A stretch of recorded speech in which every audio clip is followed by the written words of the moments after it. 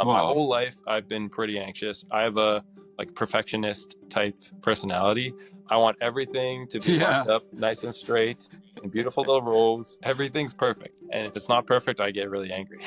Yeah. So even with all the counseling, like those things helped, but nothing helped as much as like, okay, well, I'm gonna do things Yeah. God's way. But then I got to this place where I'm like, okay, now I'm doing things God's way. Like, am I crazy? Or is Yeah. this like Yeah. actually rational? Welcome to The Climb, where I help Christian men live fully, lead boldly, and leave a legacy that matters. I'm your host, Teko Bailey, husband, father, life coach, and your guide in the climb. Whether you're navigating fatherhood, building a business, or simply longing to live more purpose, this is the space to rise.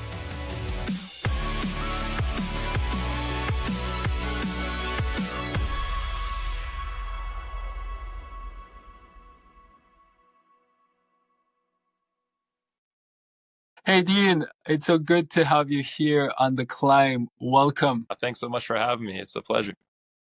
Awesome. For the sake of our listeners, can you go ahead and just introduce yourself? Tell us a little bit about who you are.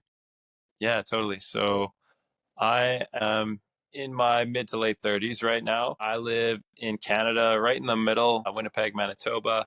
I've lived there my whole life. I've tried to leave a couple times, but I keep getting pulled back because I have deep roots here. Both extended families of mine are here. My wife, same with her extended families here as well. So it's tough. It makes it real tough to leave. Can And imagine. so don't blame me. I haven't left for a good reason. I think we've got two kids. One is 3, one is 5. So just, they grow up really fast and that they keep us busy, but it's also a lot of fun.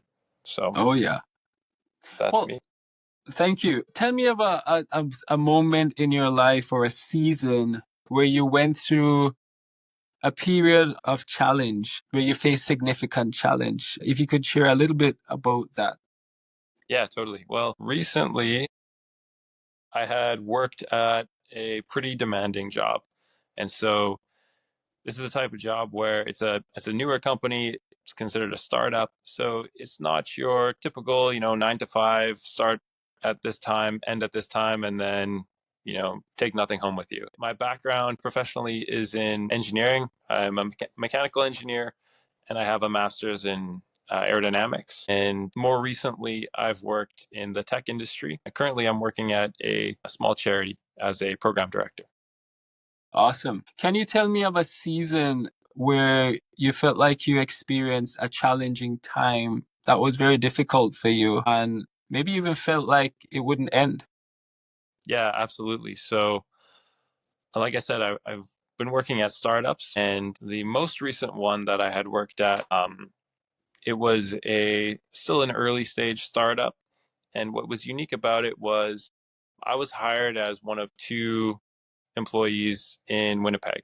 The rest of the company was not in Winnipeg; they were in Calgary. And so, really, our job was build out the office as well as get the. It was an app and website that we were working on. Do your part there, Yeah, those things. So, because I have worked in that industry or in startups like that for a while, it's like, okay, let's do this. Now, the thing that was different for me and that I wasn't expecting was that my life had changed a lot from yeah, when I had first started working in startups to where I found myself now, wife and 2 kids. The dynamic was different. My schedule was different. And so I wasn't in a position where I could invest as much time as I had yes. previously. So there's this constant like tug where it's like, okay, well, not really putting as much work in as everybody else. But at the same time, I'm not really seeing my kids very much. I'm not spending a That's lot of right. time with my wife. And so both, I think, sides of my life were in a tug of war battle. And so that was different for me. And I was unprepared going into that. So to give you some context, like we were very small office in Winnipeg. And yeah, I just found myself working as hard as I could for as long as I could. But about a year in is where I hit the wall and I experienced what I would say is pretty hard burnout, where Oh. it's not fun anymore.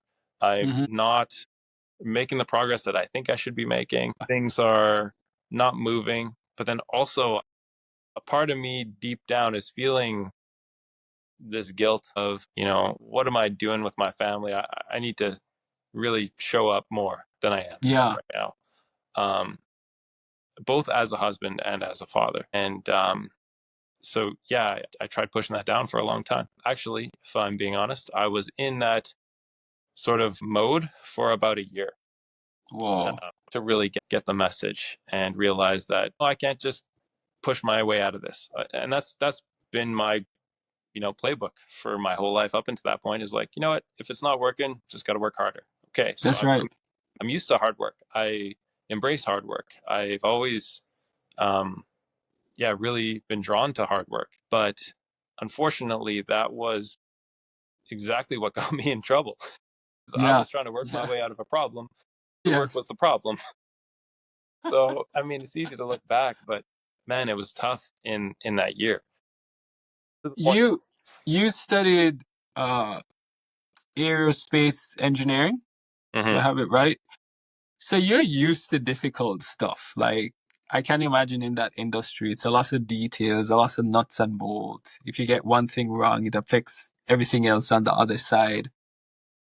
And so you're used to doing high intense, difficult work. And I guess to some extent, you maybe enjoyed it, Mm-hmm. but family changes everything.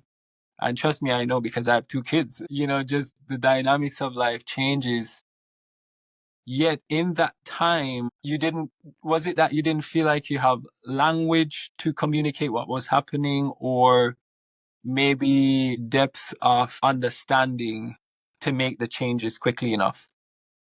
Yeah, you know what? If I think I didn't have the wisdom or the depth of understanding because, well, I think really honestly, I was just too busy. Have time to, I'm just so busy looking down and working as hard as I can. I have a Yeah, chance to like pick my head up and look around and be like, okay, where am I actually headed? Like, what's going to happen if I keep going like this for 2 years, 5 years, 10 years? And so I actually was fortunate. I was playing in a band, and I still remember this. The music director, he took me out for lunch one day, and he was willing to. He's a busy guy too, but he's willing to drive out to where I was working out for lunch. He paid for lunch. I tried to pay. He paid for lunch. We just had just a casual conversation. But he's um, probably 10 years older than me, I would say. So yeah, he had a little more wisdom. And I asked him, I was like, because I was stuck in this place. I'm like, what, how would you define the metrics for success in life? 100% for me, it was one dimensional. It was, what is my net worth? Like, what yeah, have I accomplished lately? Have I, done something that's noteworthy? And yeah. the way to know that is my net worth increasing? And that was it. And that sounds really shallow and dumb, but that's the truth. I just asked him the question of like, hey, how would you define success in life? And he started by saying, okay, so there is a financial side to it, but there's Yeah. also a bunch of other sides, like your physical health, your mental health. What are your relationships like in your life? And what is your spiritual health like? And those are just things that like It's they're gone obvious. again. Yeah. Okay, yeah, It's my phone's dying. This is brutal. okay. I'll try again. Okay, so I just asked him the question of, how would you define success in your life? And he gave me a much better answer. He started by saying, you know, the financial dimension is important. Obviously, you need Yeah. to provide and have enough money to live. But he also said, well, what about your physical health? What about your mental health? What about your relationships in your life? And what about Yeah. your spiritual health? And those were just dimensions I had honestly never considered, or considered to the point where they were just not as important as Yeah. the financial aspect. Yeah. And so they were all subservient to it. It's like, it's okay if I'm physically exhausted and emotionally trained. What matters is this You're above all making else. that money. Yeah. Your net worth.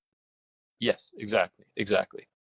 So that was what really drove me, but that's what also ground me into the ground. So But isn't it interesting how I think a lot of us in our society today look at life from that perspective? yeah, I think so. I mean, that was honestly, I hadn't like thought about it that much. It's just Yeah. sort of, I don't know where it even came from. I just had always believed that and never took the time or space to consider, like, maybe there's something bigger than this, or maybe there's other dimensions that I should really consider. So as you talk to him about this challenge and you're working with this company, what else was going on?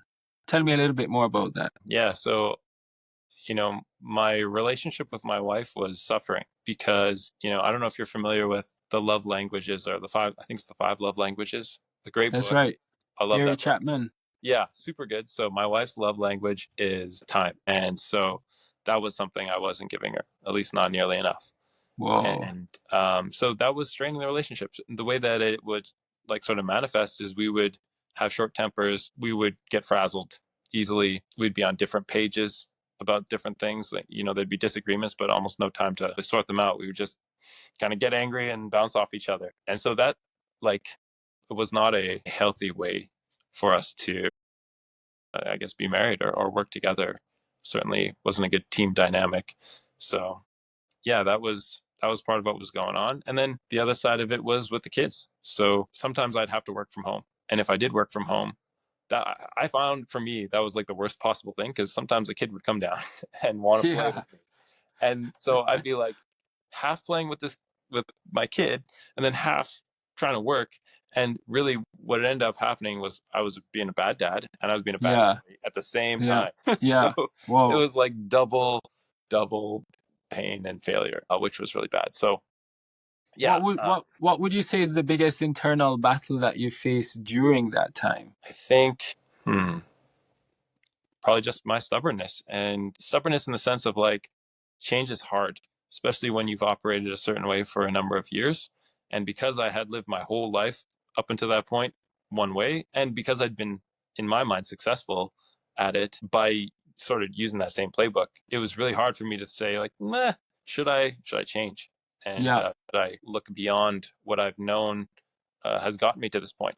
So that was a challenge. So you've been working with the company. Things aren't going so good with your family, with your wife, with your kids. How did things unfold from there? They got worse before they got better. So I had that great conversation, but it didn't change my mind overnight. It's something I had Yeah. to, it's just sort of like almost a seed planted, or just a thought in the back of my head, a rock in my shoe that I had to come up every once in a while and be like, maybe he's right. But yeah, like I said, change is hard, and hard in a way that I wasn't used to. So with my stubbornness, I just kept going. It's like, okay, well, I'm already doing this thing. I keep trying to, maybe I can work harder. Maybe I could put in more time. Yeah. Maybe I can sleep less. Maybe I can, Yeah. I don't know, cut other things out of my life. So tried all those things. And it took me about a year of being really, really low, of like not enjoying a day at work. Lots of tears were shed. Get off meetings, like, because a lot of my meetings were on Zoom or, on an internet call. So I Yeah. would just close off the meeting and then just have a few moments to myself of just really raw emotion, Man. because I'm failing. I'm at this point, I'm not doing well. Yeah. Yeah. I'm not putting in as much time as other people, and there's an expectation now. I'm not coming in So as a junior you're employee. you're failing in your job. You feel like you're failing in your marriage and you're failing as a dad. That's like a triple whammy right there. Like, Yep. how much more can a man stand? Those are some core areas. Your job, your family, your marriage. How did you make it through that time? Because it sounds to me like you were sinking. What else was happening? How did you make it through? What was your lowest point and how did you make it through from there? Yeah, I think my lowest point is, yeah, probably just crying by myself in an office and nobody coming to, even talk. Whoa. Just feeling truly alone and not knowing the way out, I guess. Knowing that I probably should change something. I mean, after a year, it was just so obvious. Like, it shouldn't take a year probably, but it took me a year Yeah. of being down. So, yeah, in the meantime, like I had been, like I said, part of a band, and that's where, um, this music director had come and chatted with me and sort of planted that seed. And so I've been raised around Christianity for a long Yeah. time, my whole life basically, but it's not ever really been a main part of my life. Like it was sort of a Sunday thing when I was a kid, and most Sundays I would say. And then really what kept me in it was playing music, and then also my wife, because we wanted to find a new church. So we had found one nearby. It was a little bit different than what we were used to. I didn't like it at first because it's so different, but I gave it a few tries, and then yeah, I had been playing piano there and keyboards. So um, that was, you know, in direct conflict with how I was living my life. I guess when I got to that place where I'm like, okay, well, what I'm doing is not working. I decided, I should just go all in with this and give it a shot. Like, what is the worst that can happen? It can't get worse than this. Come Uh, on. Come on. I need to give it a shot. And if I'm, in Christianity, Jesus is Lord. So Yeah. he's not just he's a friend, but he's not just a friend. He's also your leader. So I think I was Christian by name, but not actually living it. And Hmm. not definitely not obeying the Yeah. Yeah. commands or what Jesus was telling me I should be doing. So I know that for a fact. And so, but also that's a scary thing to do, right? Like, okay, now Jesus, just take my life. Like, I will live for you. I will do Yeah. things your way. You call the shots. I will follow. You're more important than me, and you know better than I do. Like, that's a pretty scary. Well, at the time, it seemed pretty scary to me. And that's a huge flip coming from a self-driven, type of person who, in a sense, you call the shots for your life. hmm Problem was, I wasn't very good at that. What were some of the other, or if there were other factors or people? Talk to me a little bit about how you made it out of that season. Were there changes that you made? Were there habits that you practiced? What kind of systems did you put in place for the transition to take place? Yeah, okay, that's a good question. So I tried many things in that year and also before that year. Yeah, I've tried like different meditation apps, Yeah, and I've done a lot of counseling, and counseling is very helpful. Although there's good counselors and there's bad counselors I've had, or more effective ones and less effective ones. And I'm a big fan of in trying to intentionally plan out the week's worth of time. So like my wife and I, we would schedule, okay, when's a date night? And then that should be a thing that for us, it was once a week. And we really try not to cancel that and just save that time and different things like that. So when am I going to see my kids? When am I going to have my workouts or, see different family? So all those things helped to a point. And what else was there? I read a lot of self-help books as well. That was sort of a cultural thing that we do at startups, so everyone would have their different books they'd recommend to each other. yeah, um, and all those things I guess help a little bit. The other thing I tried was different roles. So one wasn't my idea. I got demoted from my current position, which was tough for a guy who defines himself based on how much money you make and how successful you are in a yeah, career perspective. So that was a blow. But the most positive way to look at that was like, okay, maybe this will help me find the equilibrium that I've been missing. yes, And so it was still no, I still couldn't do it. And so for me, it was a hard reset that I needed. And I ended up just pulling the plug and quitting my job. But to get to there, maybe one other thing I'll say is I didn't just wake up one day and decide that. Obviously, it's been a year of me like low, not knowing what to do, not having a plan B. I didn't even think, like, I knew I didn't want to go back to engineering because I'd yeah, already sort of been there. There aren't that many startups out there. So I was like, okay, well, what else could I do? And I ended up speaking, with my wife a lot about it, and we talked about it. And she had to live with me, so she knew what I was going through to a decent extent. And we would float around the idea of like, oh yeah, what if you just stop working at your job? And yeah. she was Wow, willing to work more so I didn't have to work. Like she was willing to go whoa, full time so that whoa. I could stay at home with the kids and then just figure it out, like do some soul searching and get that space that I was missing. And so Man, that's that's what we did. powerful for your wife to kind of, consider that. That's powerful. She's the best. Yeah, Come, absolutely. Biased, but come on. uh, a lot to ask of somebody, and I didn't even ask her. She just uh, decided and offered, and that is So you took a year of just break from work and everything just to kind of recalibrate and reset yourself. Coming out of that year, was there any significant change? How did you feel? What was it like after that? like after I had quit.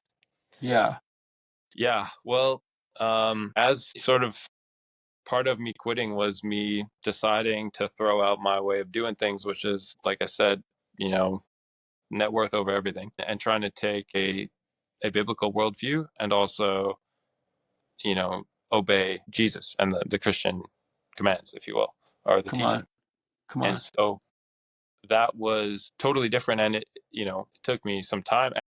I think it takes a lifetime of study to really, I think there's a lot you can still learn no matter what, but I didn't have a lot going in. So yeah, it gave me the space to start reading.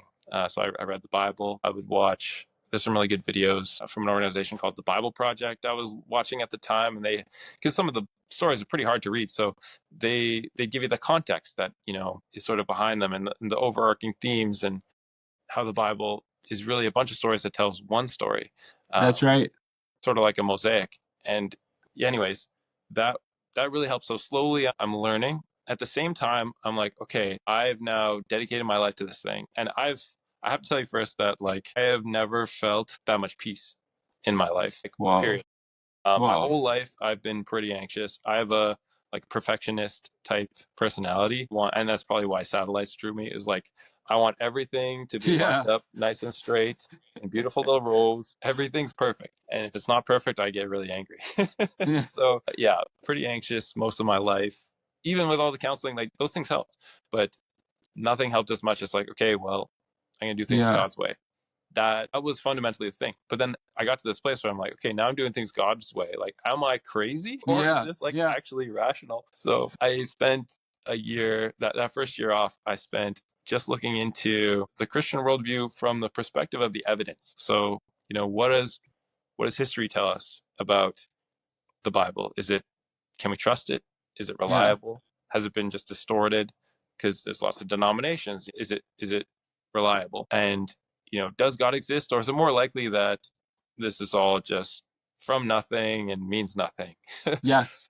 And Jesus said he was God, but was he really God, or maybe just said a bunch of nice things that people like? And you could choose a couple of them, or is he like actually the real deal? And so yeah, looking across like philosophy, history, archaeology, science. I'm an engineer. You Um, you you went in deep to figure this out. yeah, and I needed to. I feel like that was a big part of it for me. I needed Yeah. to understand, like, is this rational, or have I just Yeah. completely lost my mind? I feel good, but like, does this even make sense? Um, yeah, at the end of that one year, I was convinced that, yeah, okay, this is real. Come on. Come on. For guys like yourself out there who might be going through a similar season or something a little bit different and they feel stuck, they feel like their network is not adding up to what they think it should, what would you say to them? How would you help someone like that to take the next step in the climb as they try to figure out what to do with their lives? Yeah, that's a great question. I think honestly, the best thing I can say is really take an honest look at worldview. So, worldview to me is fundamental. When I quit my job, I wanted to immediately figure out what is the right job I should have been looking for. And Yeah. I started trying to, break that down. What I quickly found was like, because of my success criterion being financial and net worth, I needed to go a layer above dream job to worldview. Like, what is the goal of life? What is this world about? And I needed to answer those big questions, like, why are we here? Is there purpose? Are morals real, or Yeah. just evolutionary thing that we have this baggage Yeah. left over? What happens after we die? And of course, I don't know all the answers to everything, but there's different worldviews out there. Christianity is one, atheism's another, and so on and so forth. There's a bunch out there. So I had to go start open ended and look and narrow it down based on what I was finding, based on the arguments on both sides. So I watched a lot of Yeah. debates, which is hard to do. Really trying to get a holistic picture. So yes, I'd say worldview is fundamental, because in my mind, worldview comes first. Out of your worldview comes your beliefs about the world. And then out of your beliefs comes your values. And then your actions, thoughts, everything, speech follows from that. So That if you makes get the sense. worldview right, that's everything. That's the whole game. So my worldview is wrong, which Yeah. is leading to, wrong beliefs, wrong values, et cetera, et cetera, et cetera. But as soon as I fix that worldview, then everything flows out of that, and it completely transformed my life. And yeah, so that's what I would encourage people is, try and get some space and just, shut off the noise for a little bit if you can, here and there, and do some thinking, do some research into worldview, and maybe go to church, see what that's all about. I couldn't recommend that strongly enough. Is there any one place a person who's not familiar with the term worldview, or even how, like, what the heck, like worldview, how do I even start? What's a simple thing, simplify the next step in them being able to do that? Okay. Yeah. So definitionally, like a worldview is just a set of beliefs, I'll say, Yeah. of what is the universe and why is it here? What is good and what is evil, or what is the morals you should live by? What happens after death, if anything? Yeah. Um, and that's really the fundamentals of it. Yeah. You could Yeah. also say, like, who are we, and why are we here? But So that's the first one. in other words, kind of deconstruct your belief system and see if it's adding up to what you really want. Yeah. And it's not even, for me, it wasn't even just what I want. It was what is true, Yeah. because I could, yeah, maybe I want net worth still, but is that true? Is that what life's all about? Is that the whole point of the game, or the whole Yes. point of why we're here? And Yes. I found that not only was I finding in practice that wasn't what I was looking for, it wasn't satisfying, it wasn't keeping me going, but also I don't believe that that's true. Come on. Come on. What were some of your key takeaways from this experience? I wish I had done this sooner, because Yeah. I lost some time with my kids. But I think I'm glad that I'm just glad that I made it to the other side. I'm glad that when I saw the warning bells go off for long enough, that I did change something. Because it's also like the other choice is just keep doing it. Yeah. Keep going the same way, head down, and that's what Yeah. I was used to. Yeah. So yeah, those warning bells and that burnout was there to tell me, hey, maybe this is not what you think it is, and listen to that. Come on. Come on. Wow, such good words to share, Dean. I really enjoy hearing your story and your journey. I know life has many mountains and valleys, and a lot of times once we get out of the valley and we get to that mountain peak, we realize, oh my gosh, there are a couple other mountain peaks. But I think what is most important is that we keep climbing. We keep moving, we keep climbing, keep taking the next step. How did overcoming this challenge change your identity or the way you see yourself? Man, well, like I said, worldviews first, right? So now my identity is a Christian identity. I'm a child of God. That changes everything. Like if you read the Bible, there's so much in there about identity. Like even starting in Genesis, like we are made in the image of God. Like, okay, we are in some way like God Himself, and our role is, yeah, to be like Him, and we are loved by Him, just for being us. And that's the kind of stuff that will change your life. Come If you on. actually believe that. That's right. Yeah, like I said, worldview is huge, and it was just something that I'd never taken time to consider. Awesome. Any last words for our listeners? Well, I would just say, don't expect perfection. If you're like me, I always did, but that's not real. So don't be too hard on yourself. Yeah. Whatever valley you're in, you're not too far gone. Come on. Doesn't matter. Even if you got lower than I've been, I've definitely not had the hardest journey. Even no matter where you are at, it's not too far. And I just would like to just encourage you, whatever you're going through, keep climbing. Come on. Well, thanks for joining us on this episode of The Climb. It was really great having you with us, Dean. And to our listeners, as you've heard it from Dean, no matter where you are, you're not too far gone. So keep climbing. Yeah, thanks so much for having me. You're welcome.